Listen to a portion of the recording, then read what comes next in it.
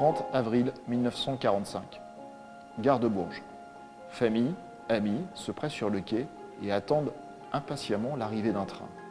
Dans ce train, 8 déportés, 8 rescapés des camps de concentration, pour la première fois, reviennent dans le département du Cher. Cet enfer a un nom, Buchenwald. Ce retour est un véritable choc pour les personnes présentes. Ces 8 déportés sont harassés, décharnés, ont vieilli de plusieurs années en l'espace de quelques mois. Ça illustre tout simplement le retour des déportés. Raison pour laquelle nous avons voulu, 80 ans plus tard, illustrer ces scènes, ce retour et cette histoire des déportés à travers une exposition inédite présentée au Musée de la Résistance et de la Déportation dans le cadre des 80e anniversaire de la libération des camps.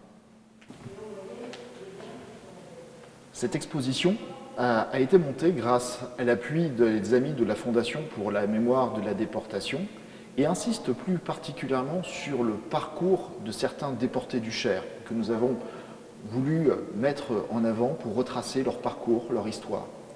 Cette histoire des déportés, nous avons aussi bâti autour des collections du Musée de la Résistance et de la Déportation et également des très précieuses ressources que constitue le témoignage de ces déportés eux-mêmes, des écrits, mais aussi de la parole qu'ils nous ont transmises aux générations futures. Ces pièces, issues des collections, sont pour certaines présentées pour la première fois au public.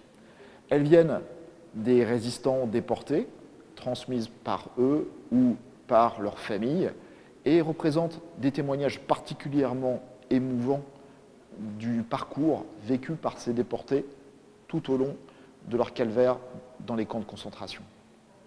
Dans l'exposition, nous avons voulu accorder une grande place aussi à l'image, à l'écrit, à l'image à travers les photographies, les dessins de déportés. Ces photographies ont été prises pour l'essentiel à la libération des camps de concentration, des dessins réalisés par les déportés après-guerre, et puis l'écrit, à travers ces témoignages qu'ont pu rassembler les anciens déportés, publiés pour certaines grandes plumes, mais aussi des témoignages plus modestes, collectés au fil des années par les déportés eux-mêmes, notamment ceux issus du département du Cher.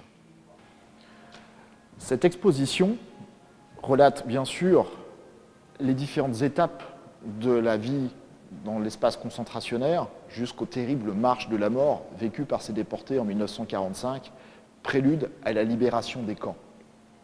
Par ailleurs, nous avons voulu aussi beaucoup insister sur la mémoire de la déportation et comment celle-ci a pu s'entretenir dans le temps, comment ces anciens déportés se sont rassemblés au sein d'associations, d'amicales, pour porter leur message à destination des plus jeunes et de la population, pour que jamais ne s'oublie le sacrifice de tous ceux qui sont morts en déportation.